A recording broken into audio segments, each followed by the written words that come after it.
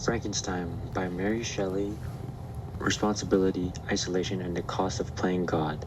Hello everyone, today I'll be analyzing Frankenstein by Mary Shelley and connecting it to the themes, literary theories, and literary devices we studied throughout our English course, particularly Timothy Finlay's The Wars. Many people think Frankenstein is a simple horror novel about a monster. However, I believe it is actually a warning about the dangers of ambition without the responsibility and devastating effects of isolation. Shelley challenges readers to question who the real monster is, the creature who commits violent acts, or the scientist who creates life and then abandons it. By examining the novel through literary themes, symbolism, psychiatric, and feminist literary theories, and comparing it with The Wars, we can see that both works ultimately argue that a lack of empathy leads to destruction.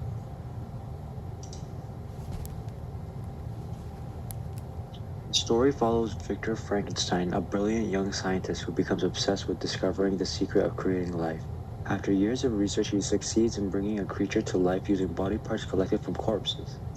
Instead of celebrating his achievement, Victor is horrified by the creature's appearance and immediately abandons it.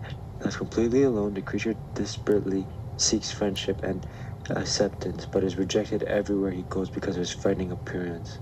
After repeated rejection, the creature becomes bitter and seeks revenge against Victor by murdering several people close to him, including his younger brother William, his best friend Henry Clerval, and eventually Victor's wife Elizabeth.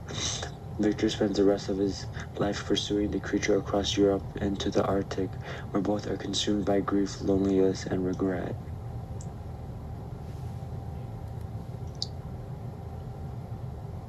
The strongest theme in Frankenstein is isolation.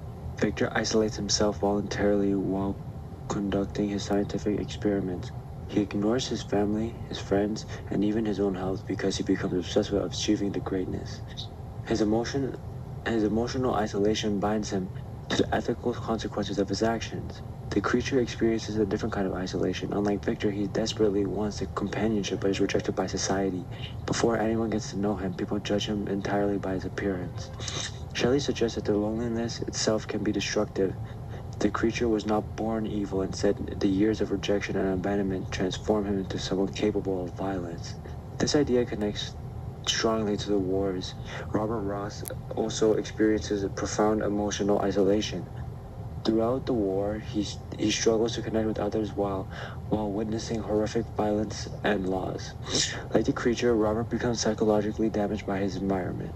In both novels, isolation is not merely a personal problem, it becomes a driving force behind the tragedy.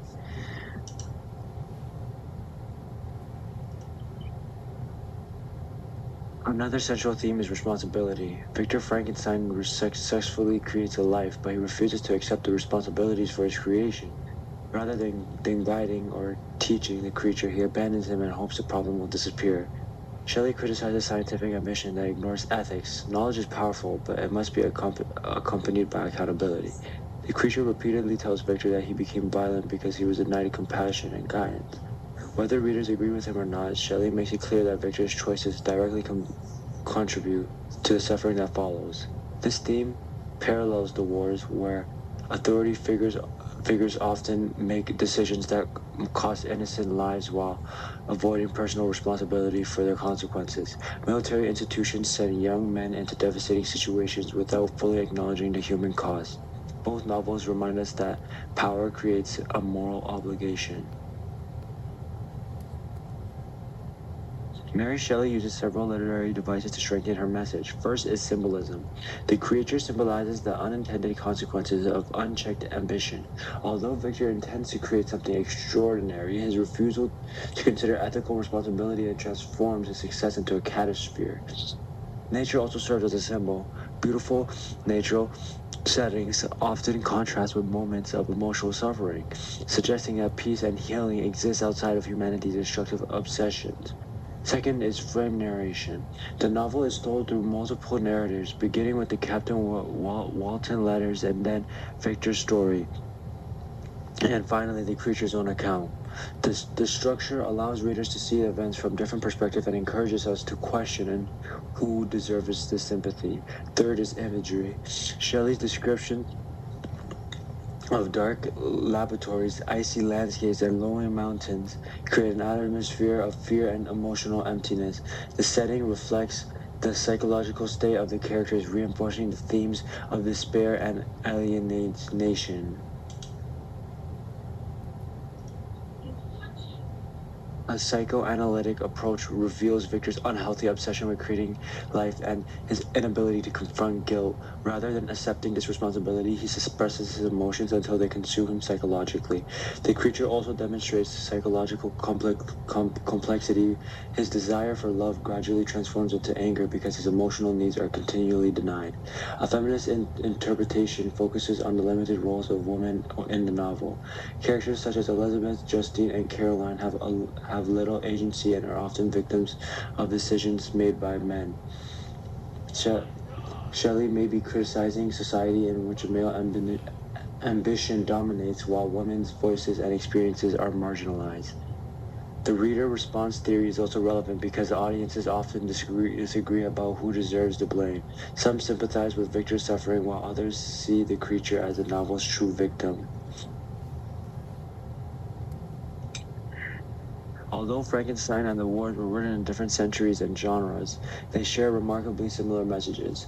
Both novels examine how violence damages individuals psychologically rather than glorifying conflict or achievement. Both protagonists struggle with guilt and emotional isolation. Both authors criticize instructions or systems that fail to value human life, whether those systems involve scientific ambition or military authority. Finally, both works emphasize compassion. In the Wars, Robert consistently shows empathy towards animal and vulnerable people despite the brutality surrounding him. In Frankenstein, the creature initially longs for kindness and understanding before becoming consumed by revenge. These similarities suggest that empathy is one of the defining qualities of humanity.